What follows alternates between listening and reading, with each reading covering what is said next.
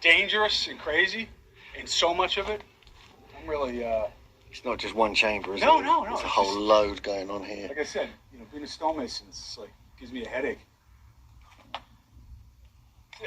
Dangerous is all I could think trying to construct this, and undoable without equipment. Right? Okay, we're going to get it here. Now we're going to get it up. This is what we're going to build.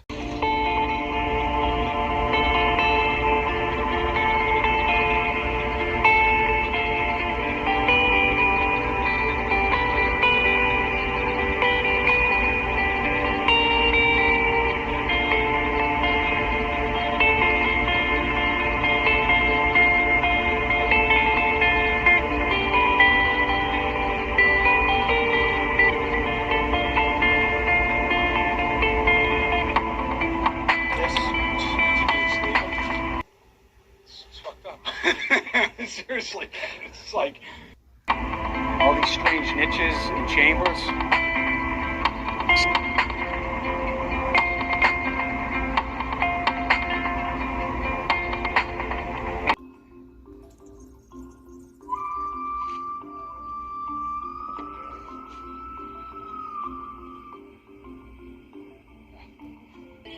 Yeah, that stone right there.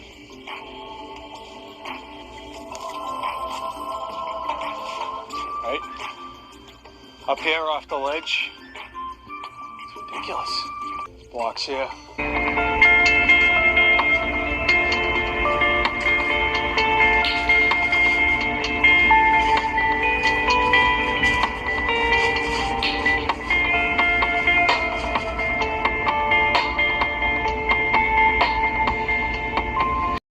They make cutoffs. They make countertops for high-end clients. Like I think Jerry Seinfeld, De Niro, and they go to New York City a lot.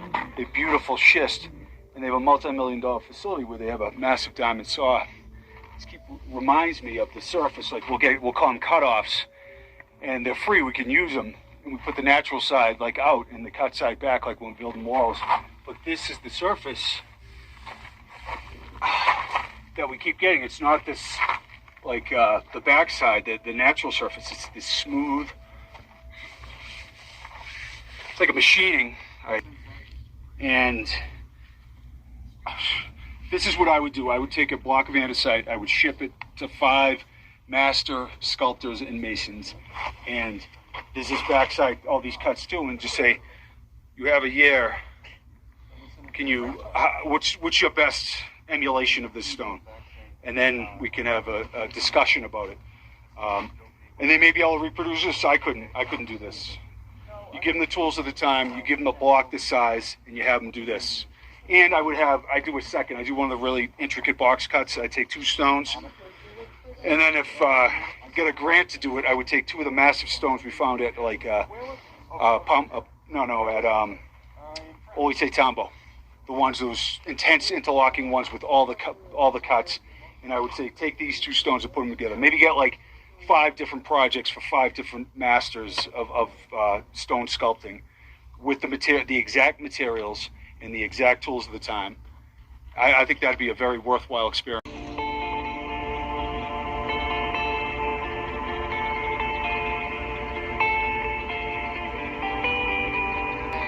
Stones, right? In this case, you're removing 200-ton blocks. What would you say about the weight of some of these stones? 150 tons? Some of them reaches until 130 tons, according to the academic stone. Yeah. So completely massive, stacked up stones.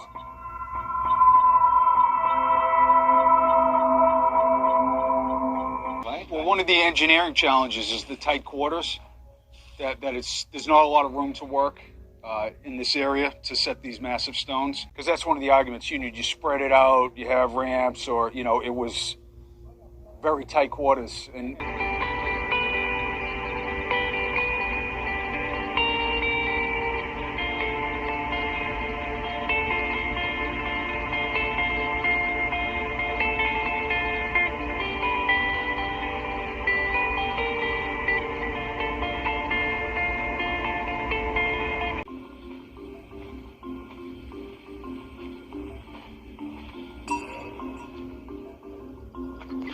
So we're here at Alacahoyuk in Turkey, and this is just behind me is the most incredible polygonal wall I've seen here. It's like a different level of technology to what we just saw at Atuchas. You can just see it's more like the ones in Peru, more like the ones maybe in Italy.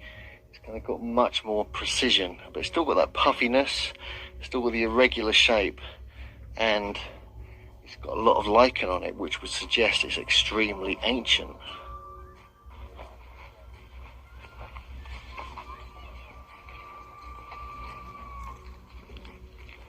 Very good work.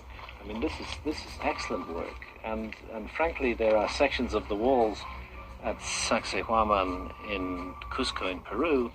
This could be those. You could transport this to Sacsayhuaman and it would fit right in. Yeah. But the interesting fact is that this place is older than Hattusha. Well, yeah, but again, I mean, I think we have to ask ourselves. And I was just saying to Hugh, you know, how clear are they actually that this is of the date that they put it to, or could it have been inherited from an earlier culture? I think it's a possibility to be older. Yeah, I think so too.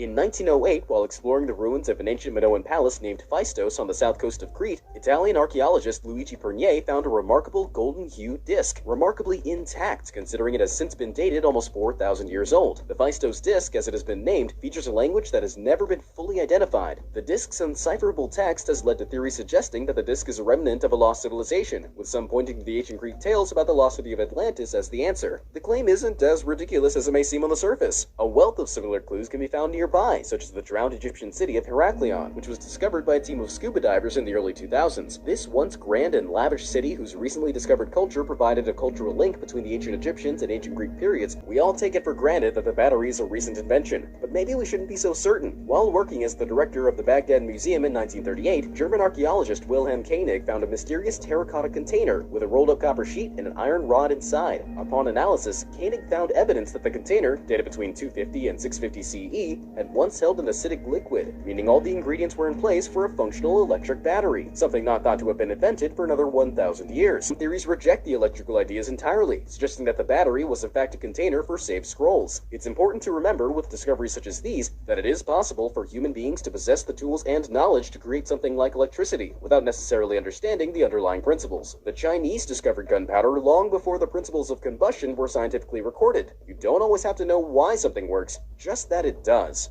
The Antikythera mechanism is just one of these incredible discoveries from the seafloor and was retrieved off the coast of Antikythera, Greece in 1901. It had laid on the seafloor for thousands of years after a Roman ship capsized in the 1st century BCE. The mechanism itself dates back up to 300 years before the crash, making its purpose even more impressive. This device, a large assortment of gears kept inside a shoebox-sized wooden container, is believed to be the world's first computer. Now, it may not have been able to run Skyrim on max settings, but it was capable of some incredible feats. By turning a lever, the user could find out, through mechanically operated symbols on the front panel, exactly where the sun and moon would be in the sky on any given day, dozens of years in advance. The level of complexity demonstrated by this fascinating device throws our understanding of mathematical and mechanical capabilities of its constructors, the ancient Greeks, into the water. This level of mechanical complexity would not be documented again for another 1,500 years. Now, when they found that ancient Greek computer thing, what is that called? The Antikythera mechanism. Before. Incredibly complex, and it took a long time for them to figure out what that even is. It tracks the movements of the planets. It's a navigational device. How old is that?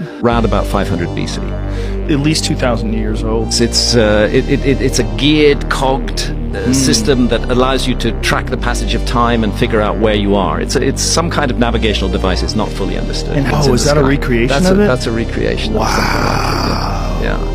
Can you buy one of those? And we know that there had to be more than one of these things. Yes, you can't have something like that without a vast effort behind it. We must consider what led to that. We have a so far untold backstory. Again, that testifies to a lost navigational skill that we... Covered in Devier-Babe Archaeological Park near Cerkno, Slovenia, 1995, the Devier-Babe flute is a rudimentary musical instrument, carved from the femur of an adolescent cave bear. The artifact, sometimes referred to as a Neanderthal flute, due to the presence of Neanderthals in the vicinity and period it was created, is thought to be between 43,000 and 58,000 years old, making it the oldest musical instrument ever discovered. While some archaeologists attribute the instrument to early modern humans, if theories that it is Neanderthal in origin are true, it could overhaul our entire understanding of our ancestral second cousins. Pumapunku, located near Tiwanaku in western Bolivia, is a conspiracy theorist's dream. Supposedly constructed in 536 CE, the ancient site's walkways and temples are composed of a scattered mix of rocks such as red sandstone and immaculate andesite. Its construction has left researchers baffled, as there is evidence of craftsmanship well beyond the expected capabilities of its occupants, who had not yet developed a writing system, nor tools thought to be necessary for this level of precision. Still almost incomprehensible how whomever was behind Pumapunku transported the huge andesite blocks, some weighing as much as 131 tons, from quarries 56 miles away.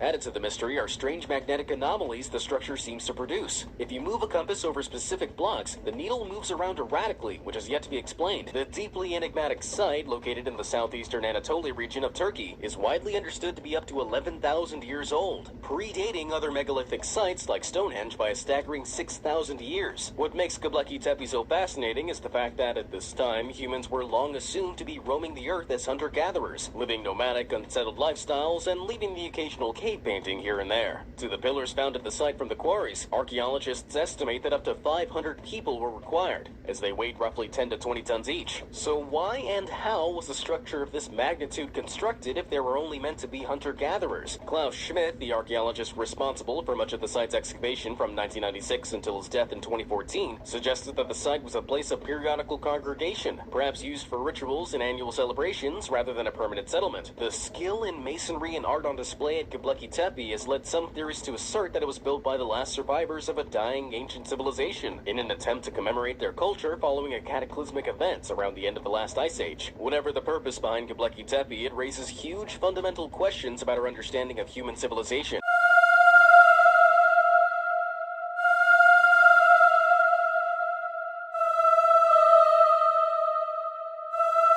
This strange 4,500-year-old piece of rock, known as Core 7, is ancient Egyptian.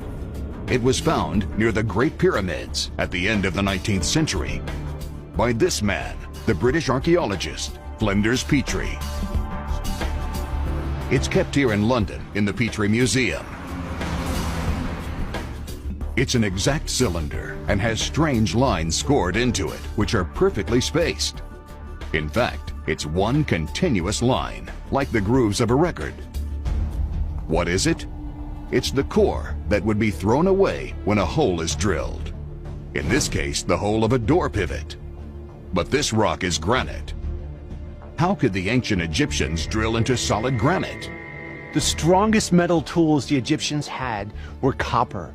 And copper is quite soft, so it's mind-boggling to think that that is what they used to penetrate granite. The only material really strong enough to penetrate granite, well, that's diamond. And if the ancient Egyptians had diamond cutting technology, well, then history would have to be rewritten.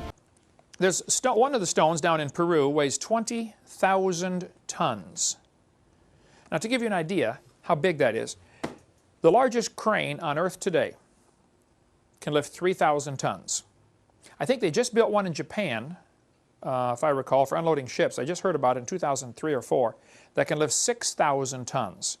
There's something like that. That may be the new, somebody's going to say, oh, Hovind, you're wrong, it's more, 3,000 is wrong, you're lying. I'm not lying, I just don't know. I think it's 6,000 tons now, okay? But still, you've got stones up here that weigh 20,000 tons. How did they move that? Who did it and how did they do it? I don't think it's logical to say ancient man was primitive. They must have known something we don't know today. Like this guy said, what is truly impossible about the block is that it's the size of a 5-story house and weighs 20,000 tons. We have no combination of machinery today that could dislodge such a weight. After the flood, the people were still living to be 400 years old. So a lot of this knowledge would be retained. Now today, you know, about the time you know everything, you're 80 years old and you die. Now you can't pass it on to anybody else. But if you could live to be 400 or 500, you could pass on your knowledge to your great-great-great-great-great-great-grandchild. So it'd just be a real different world back then. So a lot of this knowledge, I think, went to the grave. But in the old days, you could go talk to your great-great-great-great-grandfather and get advice. And he'd give you some really cool advice on how to do certain things. Many civilizations after the flood would arise very quickly. If you got a bunch of smart people, Noah's sons, having, you know, 15, 20 kids per family or whatever, and they're going to go off to this area and they're going to build their own civilization. Well, it wouldn't take them long as they've got high IQ. They might not have all the technology. They might have to make stone tools at first, you know, until they can dig a hole to find the iron to melt it down to make the steel tools. They would know how to do it.